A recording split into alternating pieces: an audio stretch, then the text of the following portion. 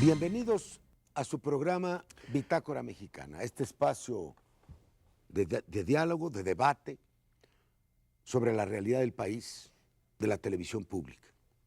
Su amigo Porfirio Muñoz Ledo. Tenemos hoy un tema fundamental. Yo diría que el tema no solamente del día, sino de muchos años, la certeza electoral, cómo ocurrieron las elecciones, cuáles son los recursos que tiene el ciudadano para hacer valer su voto. Me acompañan el día de hoy el licenciado Álvaro Arceo Corcuera, distinguido jurisconsulto, quien ha sido presidente municipal de Campeche, secretario general de gobierno de ese estado, diputado del Congreso local y presidente de su gran comisión, ha sido también magistrado del Tribunal del Estado y presidente del tribunal, y ha desempeñado numerosos cargos en la judicatura. Fue diputado federal en la 57 legislatura, secretario de la Comisión de Gobernación y Puntos Constitucionales, vicepresidente de la Comisión Permanente, y fue quien tuvo a su cargo la Comisión Jurisdiccional. Tenemos también a otro distinguido abogado, el licenciado Javier Patiño Camarena, quien ha sido profesor de la Universidad Nacional desde 1971 y que en 95 obtuvo la medalla al mérito universitario. Él ha hecho su carrera fundamentalmente en el área electoral, aunque ha servido a otros cargos públicos y dado a luz algunos libros importantes, entre ellos en la materia, el análisis de la reforma política y el derecho electoral mexicano. Fue magistrado propietario de la Sala Central del Tribunal Federal Electoral y posteriormente fue fiscal especializado para la atención de delitos electorales.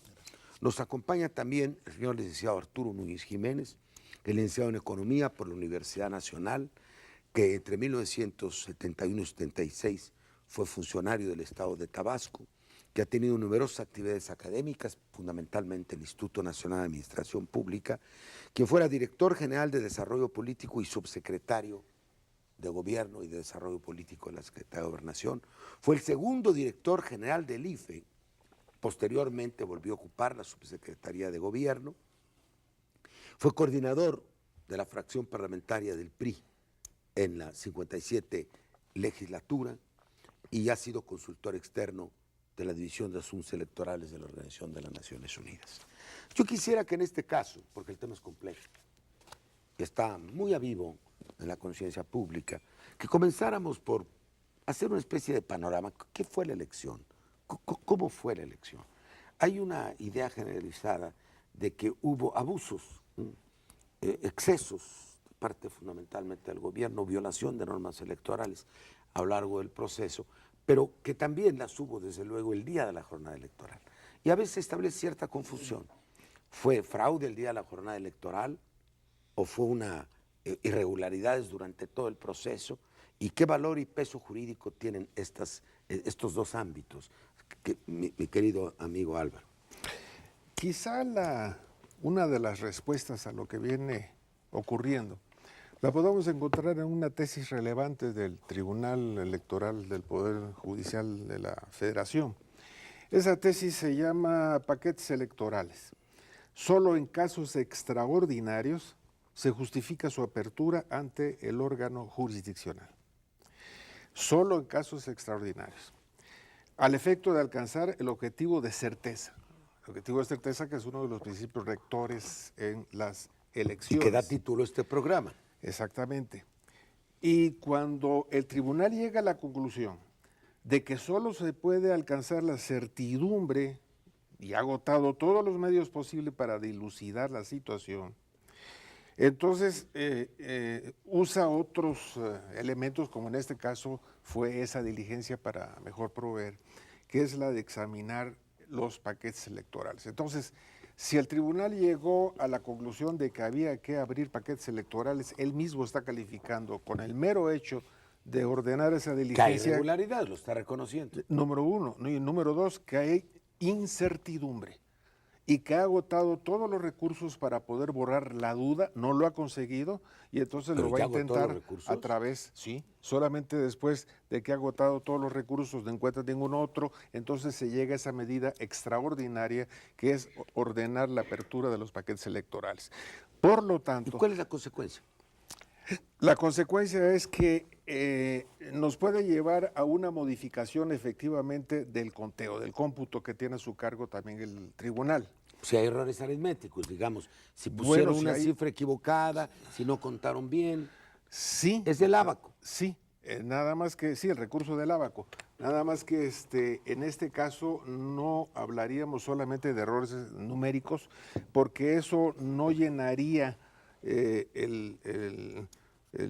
la idea que se debe tener en casos extraordinarios. ¿Hay El otros error, vicios el el día error de la jornada aritmético. electoral que no sean aritméticos? Claro que sí. Y entonces esa situación extraordinaria no puede reducirse a simples errores aritméticos. Por ejemplo, si no se integró bien la mesa de casillas, o tiene una O sanción. por ejemplo, si sobran boletas, o por ejemplo, si faltan boletas, o por ejemplo, si no hay una concordancia entre los distintos elementos documentales que conforman la acción de ese día de la votación y la posterior en cuanto al acta de escrutinio y en fin. Se han estado manejando una serie de elementos para, me da la impresión de que para confundir a la gente. Dicen, por ejemplo, me ha tocado escuchar, bueno, el representante del PRD firmó el acta de escrutinio. ¿Y qué? También existe jurisprudencia, ya no tesis relevantes, sino jurisprudencia del Tribunal Electoral, en el que hace una evaluación de lo que constituye los funcionarios de casilla y dice, estos funcionarios de casilla ciudadanos fueron sacados de una insaculación, se les dio un curso, el nivel No por ser académico de ese ciudadano es curso. competente. Lo que pasa es que no sabemos qué calidad tiene el curso. Después no sabemos qué Si calidad se nos tiene. metieron narcotraficantes, Exactamente. que también son ciudadanos. Totalmente, con sus derechos a salvo, más que a salvo. Más que a Bueno, nosotros, sí. salvísimo. Y entonces viene una impartición del curso, no sabemos quién sacó 10, quién sacó 8, quién sacó 5, quién sacó 0. Después sobreviene una segunda insaculación. Se obtienen los nombres de las personas que van a intervenir. Y el día de la jornada pudiera ser como ocurrió esta vez, que no se presentara ni el propietario ni el suplente, y entonces se toma al primero de la fila. Pero ya está ahí puesto en la fila que por ya alguien. está puesto en la fila por alguien y que obviamente no recibió el curso.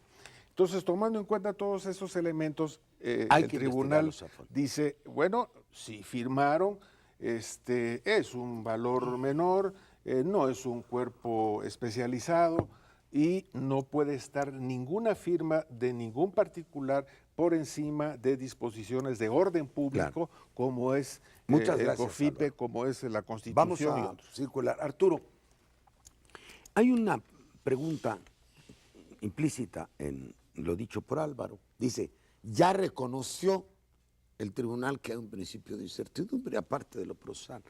Yo añadiría, también, de alguna manera, no quiero exagerar, descalificó la actuación del IFE, porque dijo que por qué no había corregido errores evidentes en el cómputo, sin mencionar con que las casillas que abrió después, ¿sí? ¿Te acuerdas? En la noche, después del cómputo, dijo el IFE que se lo había ordenado el TRIF. Yo no se lo ordené. Para usted, que fue funcionario del IFE, que estuvo desde nuestros primeros debates en la creación del instituto, ¿cuál fue la actuación del IFE en términos generales? Bueno, yo creo que en el tema de certeza hay una acepción restringida en algunas tesis de la Corte que la limita a la idea de que se cumplan los procedimientos de ley. Yo creo que la certeza, en el sentido que lo establece el 41 constitucional como uno de los 5 principios rectores, tiene que ver con todas las etapas y los actos del proceso electoral. Claro. Y obliga a las autoridades. Y uno muy importante, licenciado, usted lo Así es. mencionaba, el día de la jornada electoral, la mayor incertidumbre sobre el resultado la proyectó el propio Instituto Federal Electoral con el manejo del programa de resultados electorales preliminares. Si bien es cierto que este no tiene peso en las argumentaciones jurídicas porque es un simple acopio de información, sin embargo se basa en una copia del acta de escrutinio y cómputo de las casillas para dar resultados rápido a la ciudadanía. Como sabemos, ese PREP en esta ocasión se empezó a difundir públicamente hasta las 8 de la noche. Así es. En por lo menos las 3 elecciones precedentes, las casillas empezaban a difundir públicamente en internet desde que llegaba la primera. A lo mejor una llanera solitaria ahí perdida a las 4 de la tarde que había cerrado muy temprano, pero aquí se retuvo y no hay quien haya informado por qué hasta las 8 de la noche se haya dado la difusión pública. En segundo lugar, el famoso archivo de inconsistencias, que hasta que lo denuncia la Coalición por el Bien de Todos el lunes 3 de julio, nos enteramos que hay retenidos, primero se habla de 3 millones de votos, luego 2,5 millones, que si los partidos lo sabían, que si no, el público no lo sabía. Y sale el funcionario responsable. Entonces no hubo transparencia, que es un valor fundamental. Sale un funcionario a decirnos que no se han transmitido porque tienen inconsistencias de espacios en blancos, de espacios ilegibles, y 2 horas más tarde ya son consistentes. Se sueltan, se difunden. ¿Qué porcentaje era, Arturo? Acuérdeme. Pues no recuerdo la cifra, como, pero se hablaba de 2,5 millones de votos. Exacto, de 2,5 votos. millones de votos, sí. Entonces, lo que era inconsistente 2 horas antes, 2 horas después, ya se difundía como consistente. Ahora sí que el remedio resultó peor para los efectos de la certeza en el resultado. El segundo momento fue el difundir un sistema nacional de los cómputos distritales por casilla que no está contemplado en la ley. En todo caso, derivado de las sesiones de cómputo distrital que empezaron el miércoles 5 y se prolongaron hasta el jueves 6 de julio, lo que procedía era que el Consejo General del IFE diera a conocer 300 sumandos de los 300 cómputos distritales. No, a lo mejor en el ánimo de dar la certeza que el PREP no había proyectado, difundieron un nuevo sistema de cómputo distrital por casilla que mantuvo durante muchas horas en hasta paralelo, las 4 de la mañana, ¿verdad? Hasta las 4 de la mañana con 7 minutos del jueves 6 de julio, el triunfo del candidato de la Coalición por el Bien de Todos sobre el del PAN. Hasta el último minuto. Y solo a las 4 o 7 de la mañana del jueves 6, ese triunfo supuesto cambia y se está computado ya el 97.70% de las casillas. Dicen los expertos en probabilidad estadística que el comportamiento que se proyectó durante horas de que ganaba el candidato de la coalición es un comportamiento tan improbable como que alguien se pudiera sacar. Entonces hubo manipulación. La lotería las 52 semanas de un año. Javier, hemos quizá dejado un poco de lado, perdón, porque nos hemos ido a temas muy relevantes, desde luego, el conjunto de la elección. ¿Cómo juzgarías tú el conjunto del proceso electoral? Porque no solamente hay incertidumbre en un sentido de la ciudadanía, pero hay también certidumbre muy generalizada de que no fue correcto. Hay una certidumbre al revés, hay una certidumbre negativa que no está tomando mucho en cuenta el tribunal. No hay duda de que hay duda. No hay duda de que hay duda. Sí. Y no hay duda de que las cosas no pasaron bien. Desde luego, el proceso electoral federal es un proceso sumamente complejo que se proyecta por espacio de aproximadamente un año, porque empieza la primera semana de octubre del año anterior a la elección y concluye con la etapa de resultados que agota el tribunal, cuando en la realidad... En noviembre empezó el proceso. Cuando en la realidad el proceso electoral, bien vistas las cosas, concluye cuando se integran los órganos de representación política que son su objeto, que es el Congreso de la Unión el 1 de septiembre y el 1 de diciembre el Hasta ahí Ejecutivo. termina entonces. Ahí terminaría Tú dices, cabalmente. el proceso electoral termina el día que protestan los funcionarios. 1 de septiembre Así y 1 de diciembre. Es decir, conforme la ley termina después de que se agote la etapa de resultados, dictámenes y declaraciones. Pero en los hechos, realmente, porque el objeto del proceso electoral es la integración de los órganos de representación política, bueno, pues el proceso se concluye precisamente cuando se integran esos la ley órganos dice de interpretación que día política. empieza el proceso, tú dices termina este día. Pero no podíamos hablar antes del proceso electoral del proceso político, perdón. Desde luego no hemos logrado reglamentar las precampañas, ¿sí? que aún si las reglamentáramos no serían propiamente proceso electoral, porque está dentro del ámbito de los partidos, pero es parte del conjunto, se le tendría que llamar pre-proceso electoral o procesos internos de los partidos. Y voy al punto preguntándote, porque el desafuero, la vieja historia del desafuero, si no fue parte del proceso electoral, ¿sí?, propiamente dicho, sí fue parte del proceso político, porque la intención desde entonces hasta ahora es la misma, impedir que un candidato sea electo.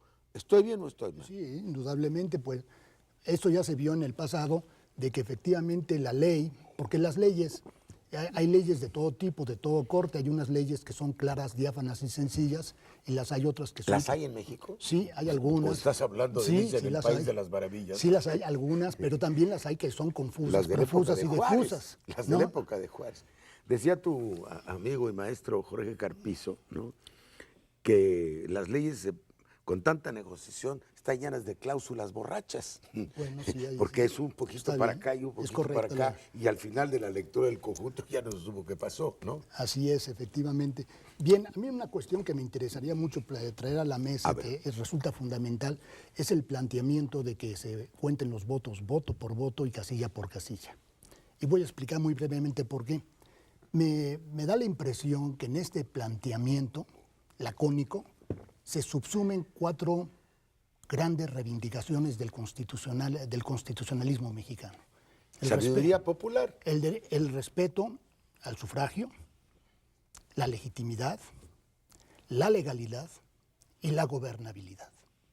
Si hacemos un análisis de la historia de México, vamos a apreciar que el respeto al sufragio es una constante a través de todos los años.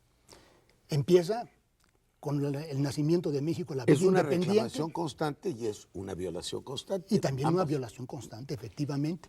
De manera tal que la primera manifestación que tiene el reclamo del sufragio efectivo es el que pasemos de las elecciones indirectas, que eran en tercer grado, a principios del siglo XIX, a las elecciones directas, lo que finalmente se logra Con Madero, con el ¿no? triunfo de Madero. Así es. Pero después empieza una segunda fase muy importante, que es que los votos cuenten y se cuenten. Y esa segunda fase a su vez deriva en una tercera, que es la que estamos viviendo Que actual. se recuenten. Que los votos cuenten y se cuenten bien. Y que se recuenten si se contaron mal. Hay un dato que es muy importante en ese estado de cosas, que es el hecho de que todo el escrutinio y cómputo distrital se basa en el acta de escrutinio y cómputo, que es un acta que consigna una serie de datos muy importantes, pero que es omisa en uno que resulta fundamental, que es el relativo al número de boletas que se le entregaron a Eso cada aparece una en de el las acta de casillas. apertura de casilla. En el acta de la jornada electoral que se llama. De manera tal que efectivamente en el acta, el número de boletas que se le tienen que entregar a una casilla no es arbitrario ni caprichoso. Esto ha sido objeto de muchas negociaciones y a cada casilla no se le puede entregar Volvemos un sobre número eso. diferente. Es la lista nominal más sobrante para reposición. Es la lista nominal más un número de boletas para que puedan votar en esa casilla los representantes que hayan acreditado los partidos políticos. Exacto. Que Bueno, no pueden exceder a 10 en la... Se termina nuestro primer bloque y volveremos dentro de un momento al aire. No sin subrayar, si ustedes me lo permiten, que